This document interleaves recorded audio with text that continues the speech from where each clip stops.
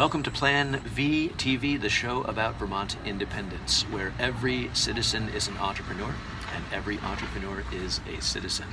With us today in our mobile Big Picture studio is Joseph Smith, the co-producer of the popular WGDR show In the Weeds. And our subject today is cannabis. I should say too, Joseph is going to be live streaming for his show. So this is kind of a new experiment for us both. Right? A few technical difficulties this morning, but we'll get to it. Thanks for coming over. No, thank you for having me. Yeah, absolutely. So it's great to talk to you. We are doing this for In the Weeds as well.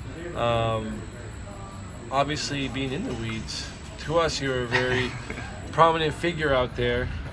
We're very close friends with the Heady, Vermont crew, which you are also part of.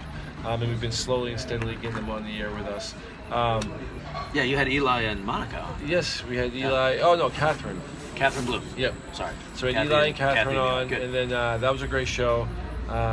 Great questions, great tuners, and those guys are a lot of fun. They know their stuff. So the thing that drew me to you, Rob, was we have a little bit of a history, so I kind of intercepted other things that we've done, but it was the Sterling College course. So obviously being in GDR, we are part of Goddard College, and I've been going to Goddard going, hey, what do you think about this idea? And into the influx and things are going on. And then all of a sudden here comes Sterling College, doing their, pretty much the first course in Vermont offered by a college or an institution of that nature.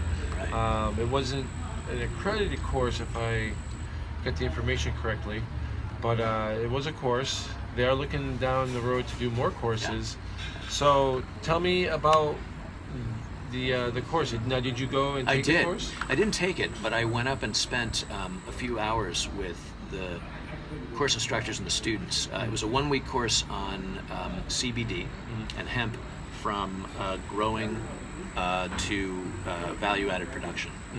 And there were students from all over New England, of 3 generations in age, who came in for this thing. Like the youngest guy was 19 and grew up actually in Vermont on a farm that was now producing hemp. And the oldest, I think, was in his 60s and was a long-time medical cannabis advocate, and had come in from New Hampshire, where he told me he had been sort of beating his head against the wall for a long time, and now that Vermont had legalized July 1st personal grown use, he was really excited, and he was really excited about the course as well. So it was kind of a groundbreaking week for Vermont in that sense, that for the first time, UVM offers a semester-long course, I think, in the biology of cannabis and hemp, but this was the first course offered by a college that really focused on growing value-added extraction.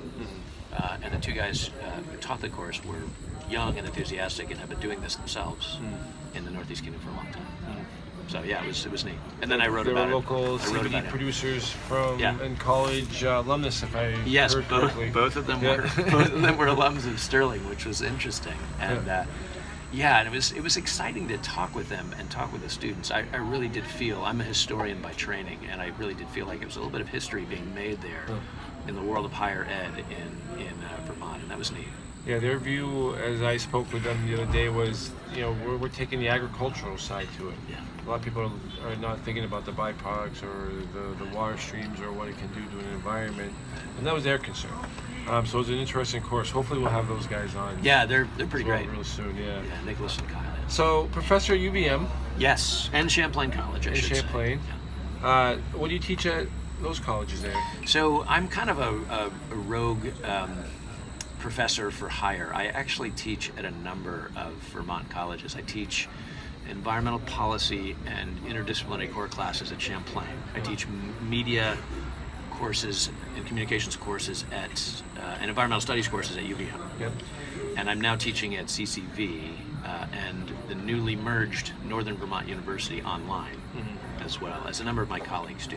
So it's fun actually, because I interface with students in Vermont and beyond from sort of all walks of life. I get the traditional kind of, late teen, early 20 something university student.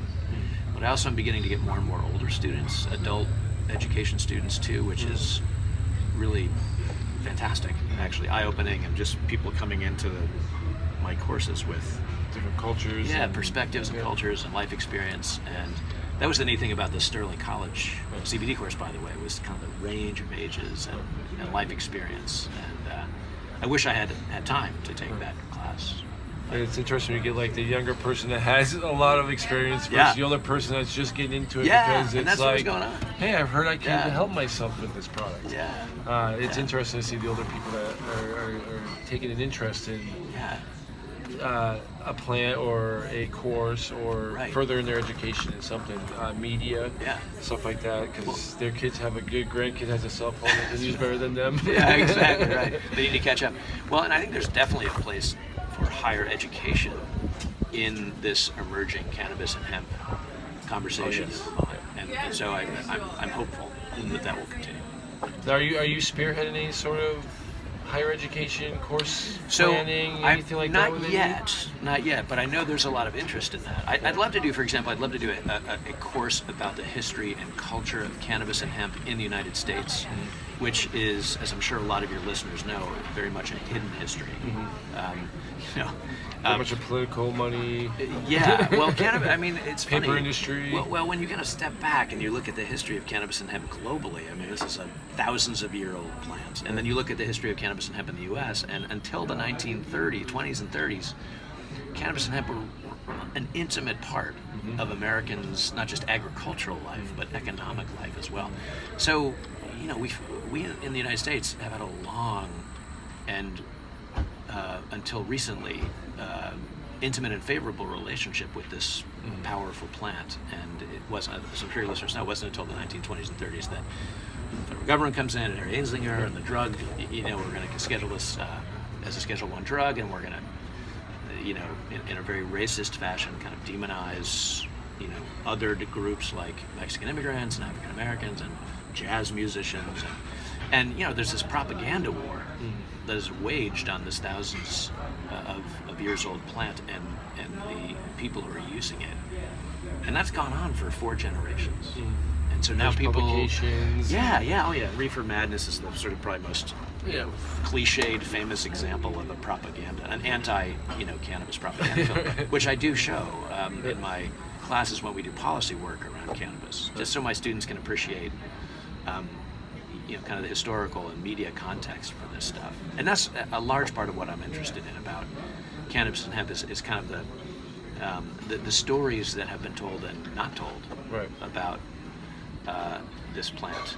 And then there's the policy angle and the history angle as well. And then the other thing I should say is, as a Vermont nationalist, if you will, a Vermont decentralist, I think legal cannabis and hemp industry has a big role to play in bringing along the Vermont economy in the 21st century. If we really want to liberate our working landscape, which is a phrase that gets a lot of play in Montpelier, our working landscape, it seems like cannabis and hemp are 2 natural moves for Vermont to make as the United States begins to move towards, more fully towards legalization. So in that regard, what do you think about a tax and reg system, or are you happy with the current system we have? No, I actually am a big proponent of tax and regulate. It's sort of amazing that we actually now have personal grow and use legalized, given where we were a year ago. With the governor saying, this isn't going to happen really. We'll go back a couple of years. And so I'm a big proponent. I should say I'm not a cannabis user, although I've been experimenting with CBD, cannabidiol, over the past several months with favorable results. I put a little bit of maple CBD in my coffee in the morning. I capsule CBD the night before I go to bed, helps me sleep more deeply. It's actually very noticeable to me. But that being said, I think there are huge economic opportunities for ordinary Vermonters if we do this right, to really take advantage of what I hope is an emerging tax and regulate system. The Democratic Party, as I'm sure you know here in Vermont, has just come out a few days ago in favor of tax and regulate. And Democratic gubernatorial candidate Christine Hallquist has been very vocal in support of that. The Progressive Party, of course, Dave Zuckerman, the lieutenant governor, is very supportive and has worked on this for decades as an advocate. So, I'm curious to see how much of a role the tax and regulate issue around cannabis and it plays in the fall election conversation. I think it'll be bigger than people may think. Oh yeah. So we'll see. Our side of things, we see it. It's a very interesting conversation for a lot of people because the small craft farmers are scared. Yeah, and they have reason to be, I think. And they do. Yeah. But that's no reason to sort of shut down the conversation. No, there's always an answer. I always flip back to the alcohol market, which a lot of people don't like to compare it to, and it's not a comparison as a product I want to compare it to, but the market, the regulations, the foundation on which it's basically built on, I think is an easy answer to the system. Yeah. And then it makes everybody kind of happy. The state's happy. We're happy. Yeah. We can come to the big picture and order a hookah. Yeah. And pay our taxes, and everybody's happy. Yeah. And it's not, like any other state, it'll be a different tax and whatever. But here in Vermont, we do have a very, I guess, forefront small craft beer markets that are world renowned in some instances. And we can look at like Heady for example, where people come from other states and wait in line in certain areas and they fight over it. Yeah, here at the Village Grocery, right? We got people lining up every Tuesday morning from all over the country, right, to buy a sip of sunshine, to buy Heady. And I think the craft beer industry is really instructive. The corporate beer barons, if I may, have kind of a monopolistic lock on the production and sale of alcohol nationally. But Vermont has very successfully created a parallel economy in Vermont around the production of really good craft beer, and people are willing to pay for it. And they're willing, as you said, to come from all over. Everywhere. To buy it and to visit the farms where it's produced, and to meet the brewers. And I think the analogies to a tax and regulate cannabis industry are obvious in my mind. Right, and then the small craft, and when I talk to the small craft guys, are afraid of losing their footprint or the ability to still either make money on a legal market or a black market, I guess you could say. Yeah. I would have to say, the cream always rises. I really hope, in my view, I hope that the dispensary system could open its doors up to being able to stock and purchase as any other store in Vermont that would sell retail would. They go to the highest quality Vermont products and bring them into their stores and sell them proudly. Yeah, and to be clear on that point, I think discriminating Vermonters and listeners who've been following the cannabis scene in Vermont understand that right now we have an oligopoly in Vermont with a handful of dispensaries controlling the extraction, the production process for what they call hot hemp, which I think is a great term. Hot hemp. Right. So any hemp that has a certain THC level or higher has, by law anyway, has to go to a very small number of players for production. And I think the state designed it that way to kind of get us off the ground. But now the question is, how do we innovate? Right. And how do we expand opportunities for entrepreneurs in Vermont, farmers, value-added producers of a whole range of cannabis and hemp products? How do we do that successfully? I should put in a plug here for the Vermont Cannabis Collaborative 2015 white paper on this. You can read it online for free. It's 80 pages. We spent 18 months researching, traveling across the state, talking to people, talking to folks in Colorado, Washington, about lessons learned about what to do and what not to do in building a tax and regulate system. And I've been doing a lot of rereading and writing about that report 3 years later, now that we're here with personal grow and use. And I think there's a lot of wisdom in those pages that I'm hoping lawmakers and champions of a tax and regulate, and maybe even critics will take into account. And we can go into that a little bit if you want, but VTCC, Vermont Cannabis Collaborative, search it online, it'll come right up. Oh, definitely. That sounds like something that we all should take a look at. Yeah. Now, speaking of that, just real quick. Yeah. How much difference is there? Because you said you did about 3 years ago, right? Yeah. Compared to where we are today. Yeah. So, looking at Vermont in 2015 and 16, we issued this cannabis collaborative report, and then we went to the State House and advocated on behalf of a tax and regulate system. And it was really, really hard to get Vermonters who were in favor of this to speak on record. And they would say to us, we talked to thousands of people in Vermont, and they'd say, look, I'm behind you 100%, but I'm a nurse, or I'm a civil servant, or I'm a teacher, or I don't want my kids to know that I use, or that I'm even in support because it's still illegal. With the July 1st personal grown use legalization, suddenly Vermonters are coming out of the woodwork, the closet, the woods, yeah. right? And this came up when I was up at Sterling College. Everybody in Vermont said it's so nice to be able to be public about this conversation, regardless of where they kind of fit into it. It's just like, it's so nice to be able to have a public, visible, sustained conversation about cannabis and hemp in Vermont. That to me is a huge game-changing difference. We've kind of cracked open the door on this, and now people are excited, I think, to really run with this. It seems like even the older people that have probably had it in and out of their lives for so long, but again, it was looked at very differently in the 70s and 80s than it does now. They're coming out going, I just saw this article on Facebook, or hey, I liked your show and I saw this article, or Heady Vermont posted this thing.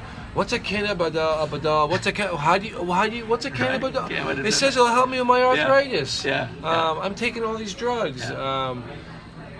Where can I find out more information? And it seems to be like a lot of these older people that are on a lot of medications that are literally trying to get off of these prescription pills or opioids or medications that were prescribed, or in some cases over the counter. I know at least 3 public health practitioners here in Mad River Valley who have been prescribing CBD, cannabidiol, which is the non-psychotropic form of pain relief that comes from the hemp plant, for years, instead of opiates, instead of, I don't need to belabor the opiate conversation, but it's a huge crisis, huge public health crisis right now for Vermont nationally.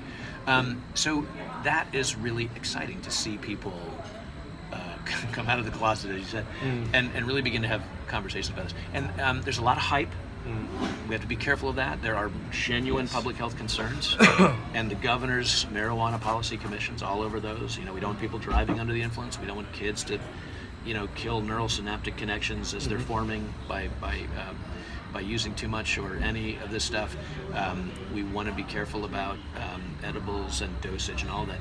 All of which begs the question that we really need a transparent, visible, consistent tax and regulate system that brings all of this to the surface and allows consumers to have access to information and it allows us to value-added products they can trust. Yeah, it allows us to do the research. And do the research. The DEA just upped their allowance to 5,000 pounds of researchable marijuana. Like, that's a joke. It is astonishing to me that this thousands-of-year-old plant still needs is still being, we're prohibited from learning anything about it. The Egyptians were making concrete with it. We were making Henry Ford made cars with it. It's just so grotesque to me, really. And the country of Israel is the country, in my research, I guess, and I'd love your listeners to correct me if I'm wrong, but that is far and away doing kind of the most cutting-edge research, because they decided a while back to kind of mandate research of this plant. And even the Israeli scientists and researchers will tell you, it's like, God, there's so much we don't know. We're learning a lot, but there's so much we don't know. It goes deeper. Then you get into the old endocannabinoid systems that, what was it, a recent release came out, only 15% of our nurses and doctors even know what that means, or were taught that in any sort of training. So at some point through legalization, and even our medical fields, we have to step back and Absolutely. reevaluate Absolutely. everything that we do. Yeah. And it's not just CBDs. There's Yeah. there's so many more different cannabinoids and cannabidols that are useful. THCs, THAs, THCBD. You know, There's dozens of dozens of cannabinoids in cannabis, and most of them interact with our body's endocannabinoid system in ways we don't understand. I've been fortunate enough to deal a lot with herbalists, talk with a lot with Yeah. amazing herbalists Yeah. lately. So then it's, and it's not only just found in cannabis plants that are beneficial to us, but other plants, dandelions, and there's other cannabidols that are out there that we don't even, we haven't even accessed yet. And this is why I'm on a one-man crusade to kind of stamp out the term weed, because Yeah. I think cannabis is a powerful plant, Yes. like dandelion, which we consider weeds, and we've been trained to kind of mow down, but also very nutritious, very powerful plants. And I think you and I know the same herbalists, Yeah. and they kind of shake their heads every day at the kind of topsy-turvy nature of our relationship with the natural world, and particularly around herbs and medicines and healing plants. And it's really, I'm hoping the tide is beginning to turn here. Well, it's an interest in talking with these herbalists. We were able to do an interview with them as well. And Nice. I think that the thing I came away from with the interview, the most of it is like these ladies were our original witches. Yes. And this is how it was explained to me, is like, and then witchcraft. And as I thought about it, I'm like, wow, that makes perfect sense, because it's back in the day, these were people that believed we could get healthy off of our plants. These people are believed to talk to plants. They have this communication, they have this connection, they have this knowledge that, when you have this ailment, here, let me go to my garden and get you something. That was considered taboo back then, and the term witch was a wise woman. So these women were getting burned and killed because they were wise. They could talk to these plants. They could offer They're you powerful. a Yeah. relief to your symptom, I guess you could say. Yeah. And then throughout the years, we've looked at herbalists as like shown them off as a hippie or their belief, and now all of a sudden, again, like we were just talking the last year or two or three, now it's like, wow, why would we listen to these people? And these are the people we should have been listening to 80 years ago when they were going, hey, this is something that's valued. Right. And even the industries, paper, and like you said, metal, and building materials for new homes, concrete. It's a wonderful thing. Yeah. Hempcrete, I love that term. Hempcrete. Hempcrete. Yeah, we've got a Vermont architect, and you can read about this story at headyvermont.com. But we've got a Vermont architect designing homes in Colorado made of hempcrete, which is a really durable and resilient substitute for concrete. And just one of hundreds of examples. So it's an exciting time. I'm cautiously optimistic. It's an exciting time to really kind of unleash the power of the plant here. And my only concern for Vermont is that we're not moving quickly enough in the policy arena, in the legislative arena. I think Vermonters are kind of hungry and ready to go. And now that we're all coming out of the closet and talking about this stuff, I think events will accelerate. That's my hope. Right. But we'll I think see. our biggest obstacles will be the tax and reg, and licensing for facilities to test. Yeah. Which is a facilities, huge element. Yeah. Right. To get your facility inspected and a qualification of such, whether it's an organic qualification, whether it's a clean green, whether it's whatever qualifications we will have, whether nationally or state implemented. Yeah. And we really need our policymakers to be visionary and strategic. In the Vermont Cannabis Collaborative Report, I forgot to mention the title. It's called "What Cannabis Can Do for Vermont."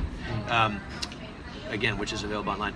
We kind of proposed a tiered system of three growing options. You can be a home grower, which is now legal. Grow up to 6 plants, use them yourself, fantastic.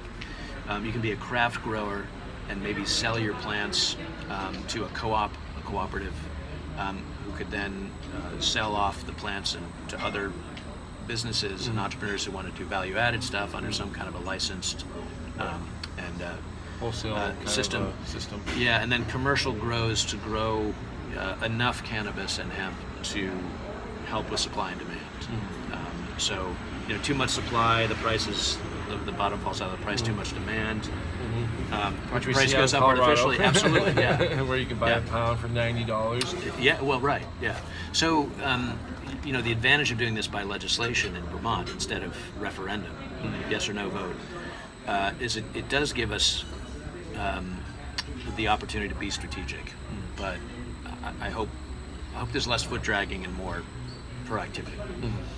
No, we were one of the few forefront leading states, and now it seems like everybody's just flying by us and flying by us and flying by us. Yeah, it's a little concerning, I think. Yeah, Canada just legalized, as I'm sure your listeners know. And, all of the states around us are, making moves. Maine, Massachusetts, New York's looking at it, New Hampshire, sort of, Rhode Island. Well, it's a tough state, especially when you look at the federal government and go, what's the stance? Because one day we have Trump saying, I'm going to support back in the states to figure out what's best for them.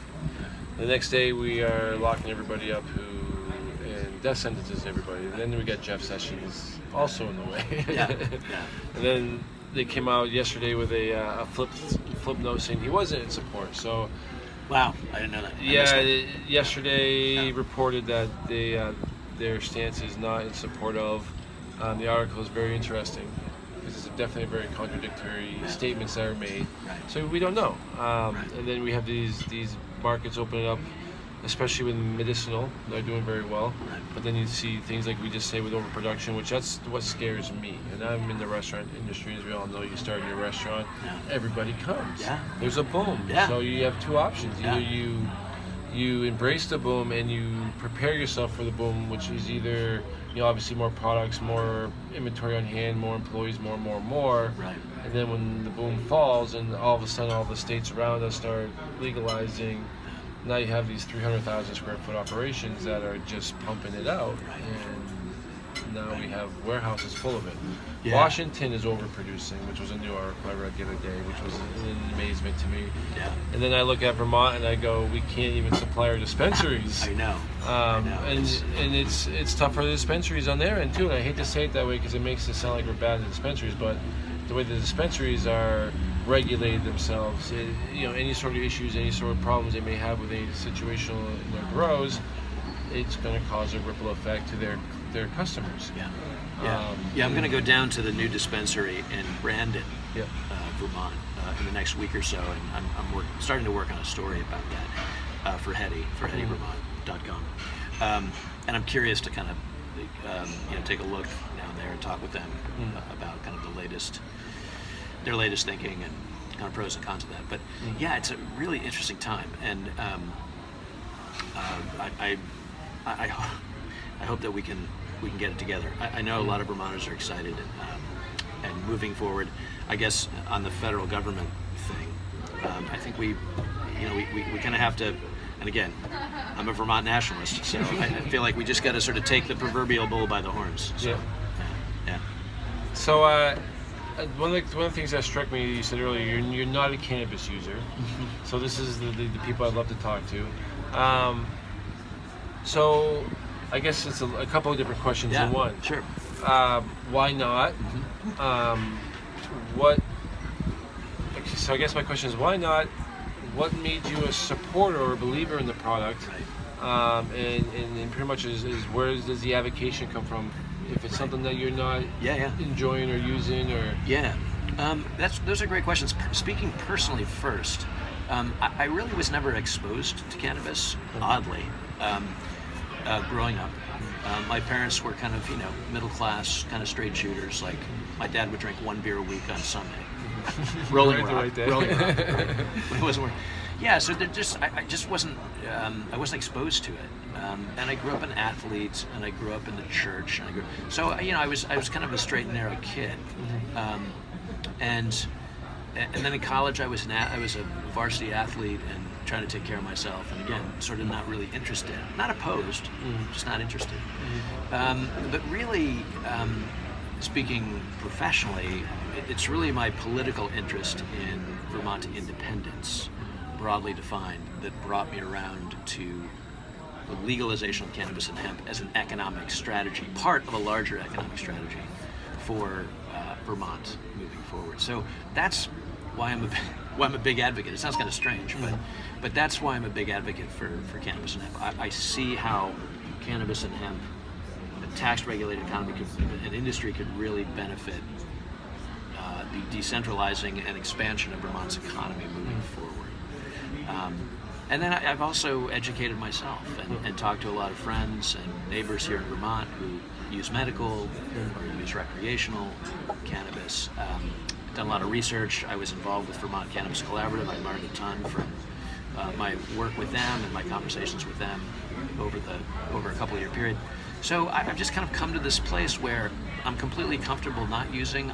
As I mentioned earlier, I've been experimenting with CBD. I've had favorable results. Who knows?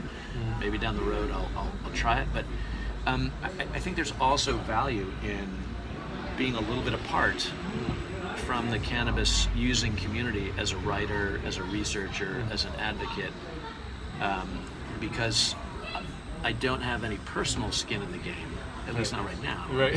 But I have a lot of sort of professional and political skin in the game. So that's a long answer to your question, but I think that's the honest. No, it's a great answer. The honest answer. It's it always intrigues me because it's when we find supporters or because it's usually a great story behind it. Yeah. You know what I mean? It's usually a cousin, an uncle, a father, a daughter, a best friend's kid. Yeah. And it's usually something horrible happened, and it was something that usually was always solved in the facet of when we tried CBD or somebody mentioned this and it changed my life. And I've talked to dozens and dozens of Vermonters who have a story like that, and that's been part of my sort of coming around too. It's like, you know, people have literally how best to say it, they've found life instead of, you know, disease and death through their discovery, again, medically, recreationally. But I had this really interesting experience in my UVM policy class last fall. I invited a pediatrician from the university, I won't mention any names, to talk about cannabis, and he came in and kind of gave this kind of cannabis, we need to prevent kids from using cannabis speech to my university students, and one by one they started holding up their hands and saying, look, if it weren't for my medical cannabis card, I would have dropped out of university. Stress, anxiety, pain. I'm an athlete, and you know, and it was really, this went on for like half an hour, and at the end he left, and I looked at my students and said, wow, I mean, that was one of the most interesting things I've witnessed. You know, the kids just saying, and polite, I'm just gonna polite and civil and respectful, and saying, look, speaking personally, you know, I hear what you're saying, of course, but you know, I'm here in this room because cannabis or hemp or CBD has helped me navigate the pain in my life, physical pain, emotional pain, whatever. And that also was like, that was really an eye-opening moment for me.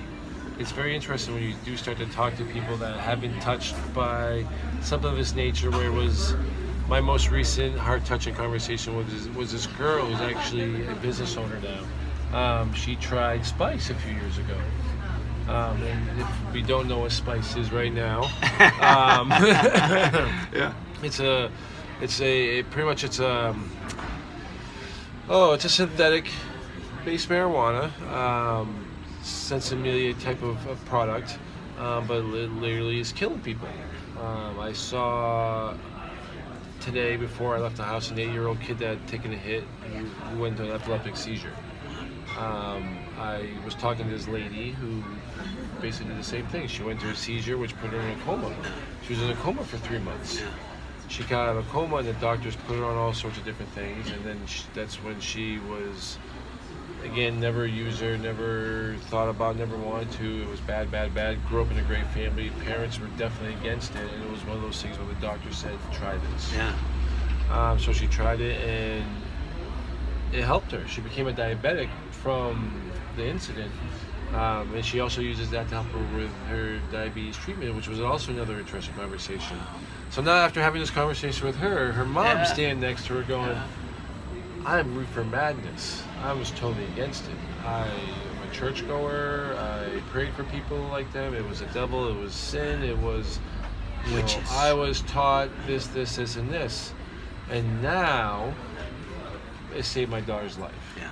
So she's there helping her out there, and they're doing their cannabis business, advocating for a plant. And these are the stories where, like, my mother, who's also an epileptic, thinks the same thing. She's a prohibitionist. She thinks it's the devil's lettuce, and how could you ever do that? Where,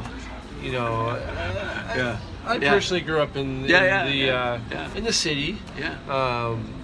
I was that prototypical white, thought I was black. We did it because it was the culture.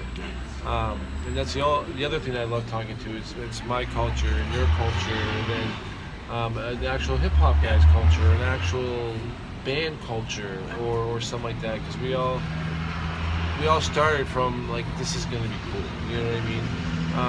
And then which leads me almost to my next question is, and this is why I ask everybody: is it a gateway or an exit strategy?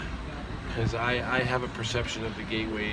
I mean, I go, it's a gateway because I was at a party once drinking a beer, smoking a cigarette, which was probably my first gateway drug, and someone said, hey, you want to try this?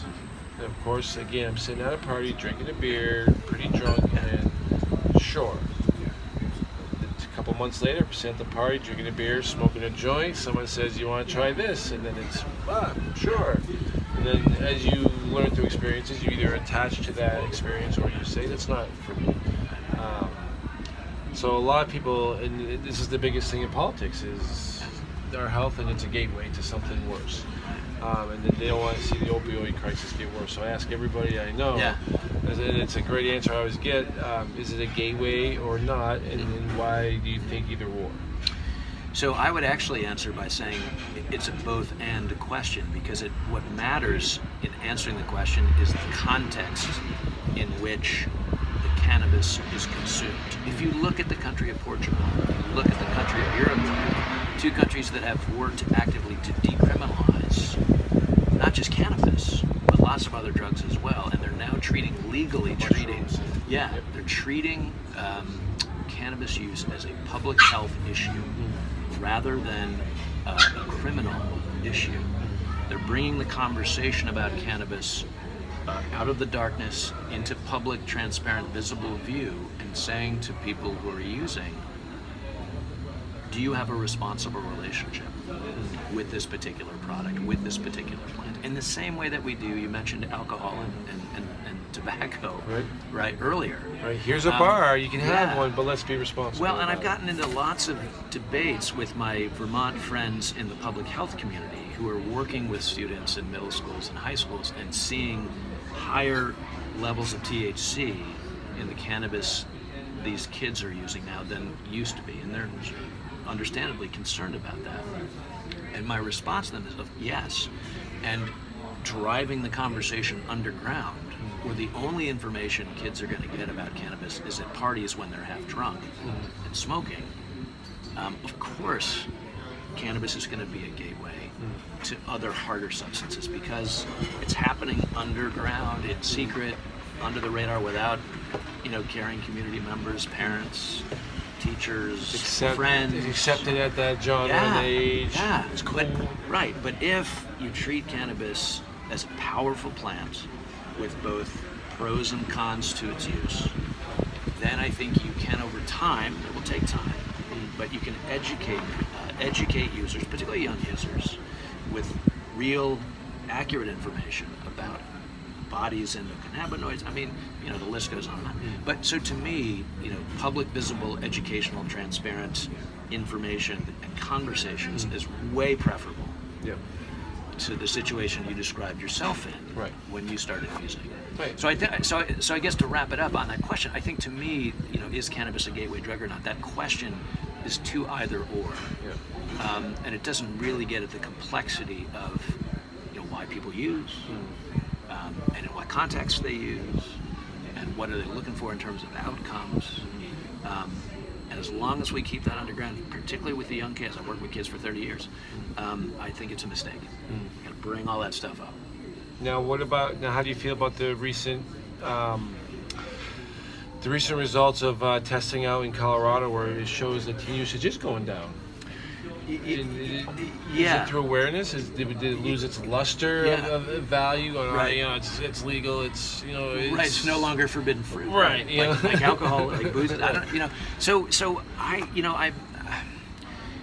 You've seen this, I'm sure, in your show a lot. Everyone will cite a particular study or bit of research to support their own position. A lot of skews. Yeah, and I'm a little careful of that, partly because, again, I think it's situational. I think it's contextual. I think certainly data is valuable, and we shouldn't discount it. We should use it. But for example, a lot of my younger friends will say, look, we fill out the youth risk behavior surveys. We don't always tell the truth, right, about that. And so, you can take the youth risk behavior survey data, which we do a good job of administering in Vermont. You don't want to take it at face value, but you don't want to discount it either. Right. But I think much more powerful are these kinds of relationships over time, in which you can really support and push young people in Vermont, kids in Vermont, students in Vermont, to really become more aware of the power of these plants and drugs and the situational, contextual nature of their use. It's like, what are you really after when you're using this? Right. And those are hard conversations to have with people, but it's part of growing up. It's part of taking responsibility for your actions. It's part of diagnosing how you work as a human being in a social world, right? So, I'm less interested in, this study or that study, and more interested in kind of a more holistic and systemic approach, which I think means prevention, education, accurate information, responsibility. Yeah. And that holds, by the way, I've taught, media literacy and public health issues in schools for years, but that holds true of alcohol, tobacco, anything really. So it sounds like you bring in a lot of your cannabis in your teachings in certain aspects. Yeah. I use cannabis legalization as a case study in a policy class that I teach, and also in a public communications class I teach in different ways. What's the feedback you get from the college kids? The students really appreciate it. A lot of them are cannabis users, medically or recreationally. Some of them are actively not. But I say, that actually is not super interesting to us here. In a public communication class, the state of Vermont's going to have to design and deploy what we hope will be useful and powerful educational materials to kids around campus, sooner or later. So let's help them with that. Let's design a public communication strategy using social media, using print elements, using TV, using radio, and they go off in teams and come up with a focus and a design for a campaign, and then they actually build a campaign and then present it to the class. And I sometimes get professionals to come in and comment as well. And in the policy class, we actually read the RAND report that the Governor Shumlin commissioned 5 or 6 years ago now. And we actually, the students in teams, again, present on each of the 12 options for legalization for cannabis in Vermont and the pros and cons of each. So that by the time the class ends at the end of the semester, students walk out going, wait a minute, it's not a question of legalizing or not. Right. It's a question of a whole diverse range of options that are constantly evolving, and the pros and cons of each. Do we do the Dutch coffee house model? Do we make this a nonprofit thing? Do we turn it over to state control? Do we just keep it a personal grow and use and leave the market alone? Do we commercialize it?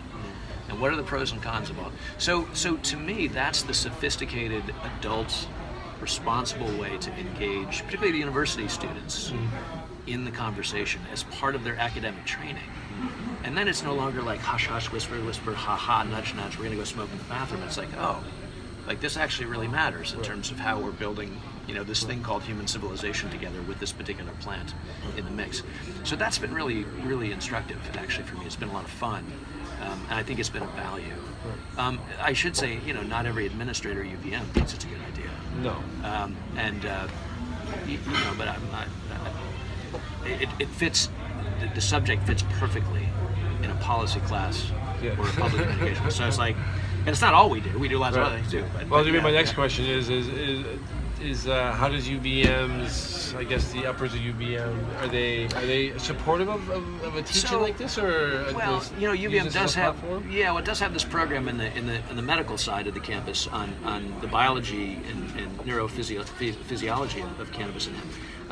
Let's just say that as long as if we do public events around cannabis at UVM, administrators like there to be a lot of different departments and points of view represented, which I agree with. I think should be the case.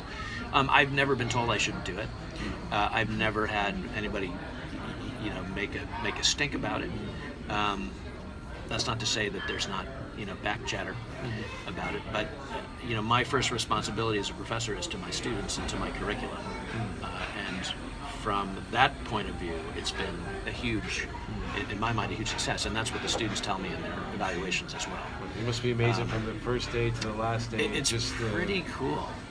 The thought process. Yeah. Well, and talk about giving them license to bring in their own personal experiences, to the level that they're comfortable doing that. I've heard some amazing stories, and you do too, I know. Oh yeah.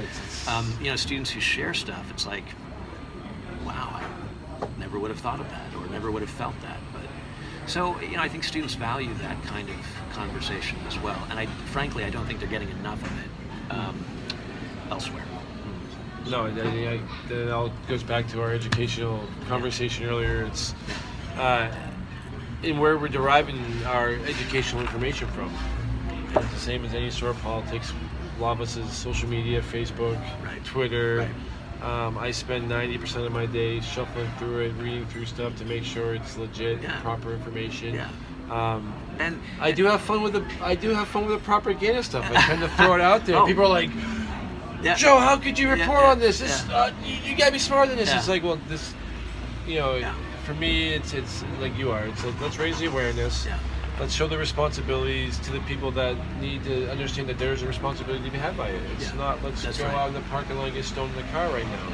Let's be adults about this. Right. Yeah, and I love your use of the word propaganda, because the first thing we teach in media literacy courses and all of my communications courses is, look, everyone and every organization has a point of view, and that's okay, as long as we all acknowledge that.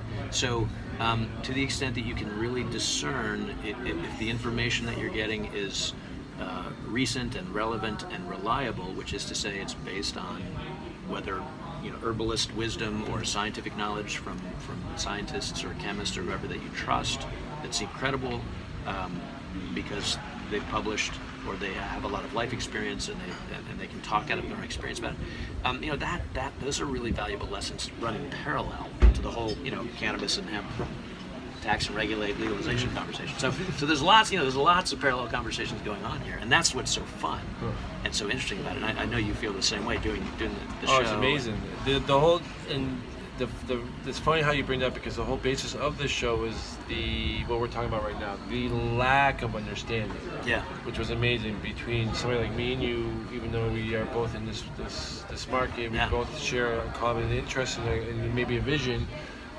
Again, our cultures and our experiences provide us to a different opinion. So as I was working in this industry and seeing the growth and legalization coming, I'm talking to people, and even on July 1st is a perfect example. What did we get for laws? We had friends driving around their cars, blunts out their windows, thinking that they could do that. No! We have 16-year-olds thinking they can smoke. No! Now everybody thinks they can go to the dispensary and walk in and buy something. So the whole premise of the show was to do two things. One was to get rid of those great, what we call misunderstandings of the culture. And it's not about smoking, it's about everything. It's about how to vape properly, to how to grow properly, to how to medicate yourself properly, to how to look at a package and tell if this is going to be a product that is useful for you or not. And then at a proper price point where some people can afford. So it's all about knowledge. And the most amazing thing about all of that you just said is people don't have to sneak around in secret. No. And do everything you just described anymore. We can actually rely on each other publicly. Yes, in it's a sustained way. I'm still kind of worried about I still have a worry about social media. And the government and all that stuff. And people, we laugh and joke around about them listening to us. And But my example, the Sterling College example is a great one. It's like, gosh, we have farmers growing hemp, teaching other people how to do it on their farms. And how to. And it's like, finally. And then finally to have a college that will support that type of. Just the vision or the idea that hey, they can do this. And then and then we still face, and then even today, right now, we still face the fact that CBD is a Schedule I narcotic. which people don't understand. So technically, the guys at the gas station down the street here selling CBD gummy bears are selling a narcotic over the counter. So I guess we have a lot of work to do. Yes. We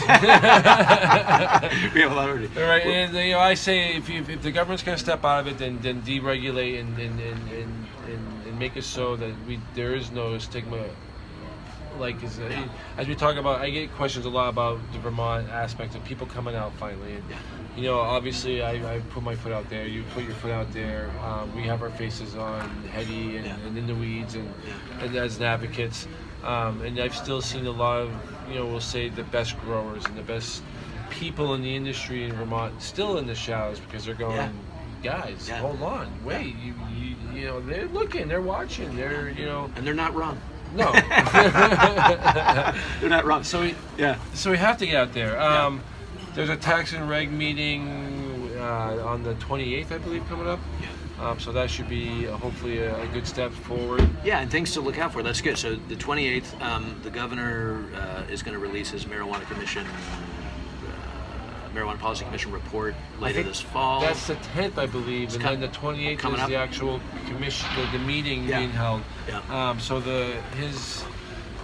his whole commission area report is supposed to be out on the 10th, so we'll have 18 days before the next tax and reg meeting. Now, the last tax and reg meeting, there were a few articles proposed that had to do with a multi-tier level system, had to do with a whole new dispensary system, had to do with tax and reg, and then obviously the sales market. We do have a testing facility going in down south, which is, I love hearing that. Where is that again? I want to say it was in Brattleboro, if I remember right. Yeah, and I think that's right.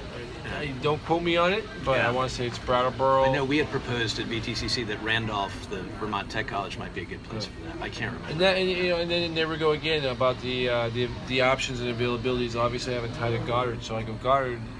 Is struggling to stay afloat, and we all know that. Right. So why don't we not introduce the cannabis courses through everything that we do? How many people have we talked to that could be perfect for that position?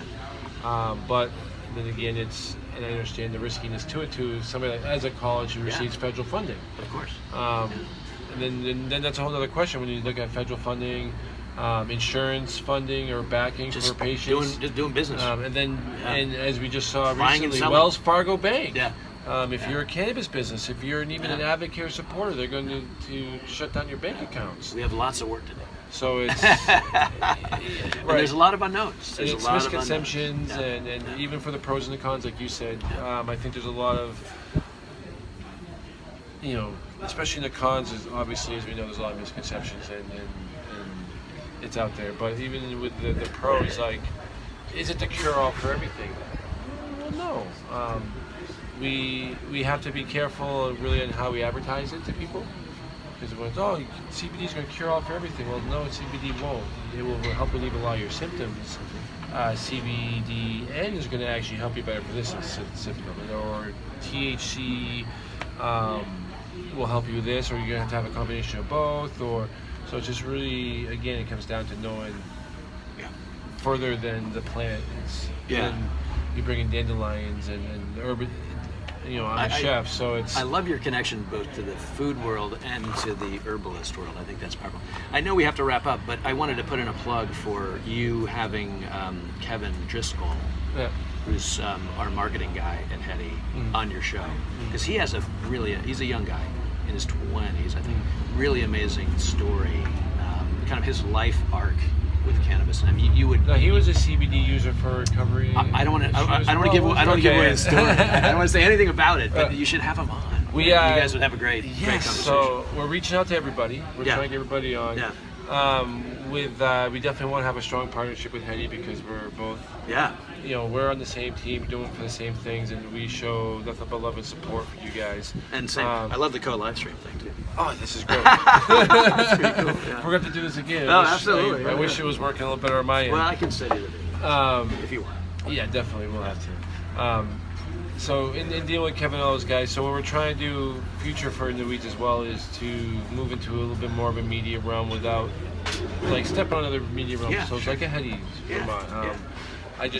I envision another step in things that, through me personally and my music experience and the people I deal with in the industry, to go to a format like this where we sit in the theater and we literally talk to Billy Nelson. That's a goal of mine. I'm actually working on it right now. Nice. And like Ziggy Marley and like these big people who go, sit down at dark studio, no questions, just like our conversation today. Hey, Ziggy, where'd you start? Let's have an open public conversation. Right. We have 2 hours. Yeah. Oh gosh, that'd be great. What's the impact on your life? Because like a lot of it to me is also like I want to hear stories about, like you said, you weren't a kid. Like I was an athlete as well. I was a varsity athlete my whole life, but I always had weed in my life. And then I had a severe head injury where I fell under the pharmaceutical control of here's 10 medications. One's for your head injury, 9's for your side effects, and I couldn't stand up for 2 months. To the point where this was 20 years ago. Right. My Massachusetts doctor leaned over to me and says, "Do you smoke weed?" I said, "Well, I used to until I had this injury because it throws me for too much of a loop." And it was quit. Yeah, so you come at this too from right. Yeah, essentially. I wanted to ask you, just for the benefit of our viewers here, where do people find your show, In the Weeds? So our show is found website? on, the website's being developed now. It'll be Prohibition Talk Radio. You have a Facebook page, right? Yeah, now? we have the Facebook page as well, which is In the Weeds. In the Weeds.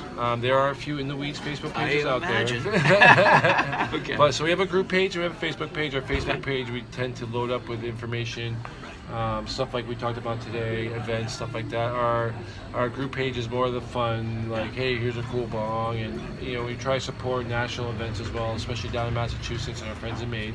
We have Normal, which I've been a part of for 20 plus years now. Nice. This is one of the originals. Yeah. And I should put in a plug for Heady, Yeah. so you can find out more about Heady Vermont at headyvermont.com.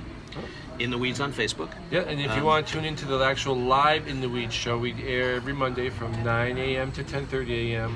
We are on WGDR and WGDH. We're very easily streamable at WGDR.org.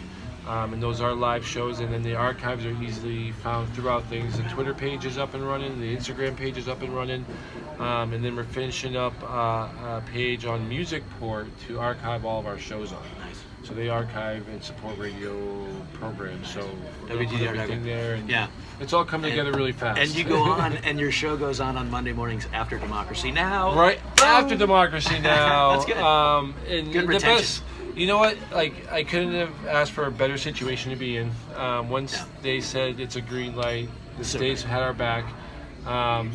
So we do come out after Democracy Now, which usually gets about 70,000, 80,000 listeners. But what's been so great about the show the last few weeks, and this is what really makes us feel great, is we're hitting 140,000 people. So there's 60 to 70,000 more people, almost as much people that tune in to Democracy Now are tuning into our show. That's great. So yeah, we're lucky to be fortunate to catch them with our funny little hook. And hey, we're going to talk about weed for the next hour and a half.